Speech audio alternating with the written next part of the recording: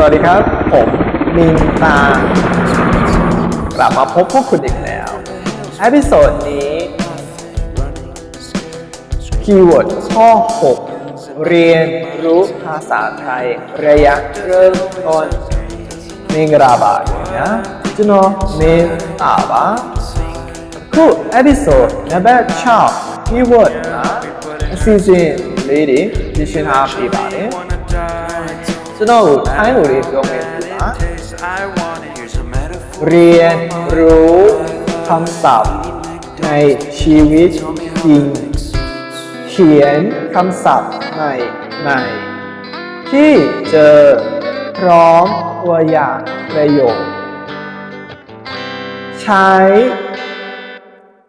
กราฟิกการ์ดเช่นอังกี้หรือ Quizlet และด้วยเพราะว่าการဝါကျတွေကိုလေ့လာပါဥပမာကြတော့ဝါကျများနဲ့အတူမိတ်ဆွေကြုံတွေ့ရတဲ့စကားလုံးများတွေကိုသာရေးချအကျင့်လုပ်ပါกับกลุ่มตามหมวดเช่นคำที่ใช้ในร้านอาหารโรงเรียนการเดินทางစားတောက်ဆိုင်များကြောင်များနဲ့ခရီးသွားရာတွင်အသုံးပြုသည့်စကားလုံးများ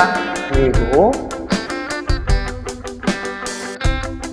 စာရေးတာတွေကိုအကျင့်လုပ်ပါသူ့အဖွဲ့လိုက်စကားလုံးများကိုစူးစီးရာအကန့်နဲ့လုပ်ထားပါနှစုစာအုပ်လေးလုပ်ပါဒီလိုမျိုးစနစ်တကျဘာသာရပ်တစ်ခုကိုလေ့လာခြင်းအားဖြင့်မိတ်ဆွေတို့တဲ့အထောက်အကူဖြစ်စေပါမယ်ခင်ဗျာဟုတ်ပြီခုလိုကျွန်တော်ရဲ့ page လေးကိုဝိုင်းရံပေးနေတာလဲကျေးဇူးအများကြီးလဲတင်ပါတယ်ခင်ဗျာ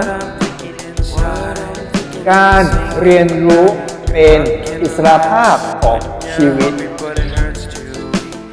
အင်ယူချင်းဒီဘဝဤလွတ်လပ်မှုအကြောင်းအရင်းခံတာဖြစ်ပါတယ်ခင်ဗျာကျွန်တော်မင်းသားပါ